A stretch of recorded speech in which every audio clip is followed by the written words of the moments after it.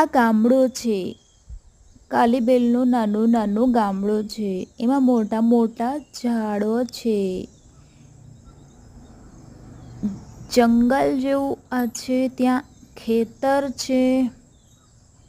ત્યાં રોપવાનું ચાલુ છે.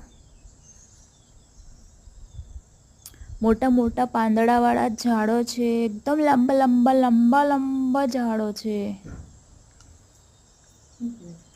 લંબા લંબા ઝાડો છે.